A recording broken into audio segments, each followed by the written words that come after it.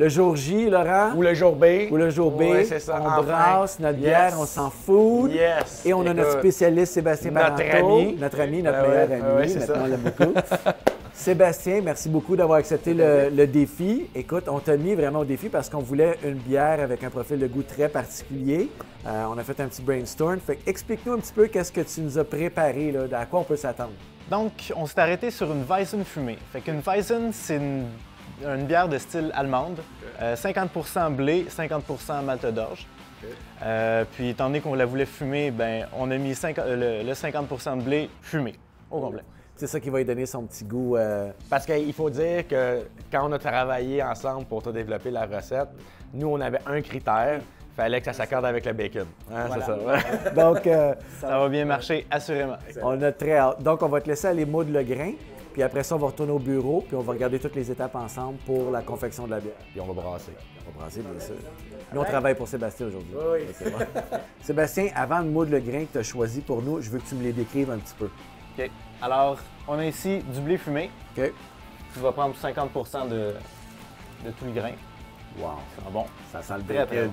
Ça Très sent bon le bacon. C'est écœurant. Et voilà. Oh, c'est bon. Ici, on a du malt Pilsner, OK. l'autre 50%, un OK. malt très pâle. OK. Une Weizen, c'est originalement 50% de malt d'orge, 50% de blé. OK. Très bon, ça aussi. Puis un petit peu de carapils pour ajouter un peu de corps à la bière. OK, mais on n'en a pas beaucoup de ça. Hein? Non, on n'en a pas beaucoup. OK. Je te laisse travailler. Parfait. Moi, je vais aller mettre ça dans du yogourt, là, puis je vais me faire déjeuner. Ça marche.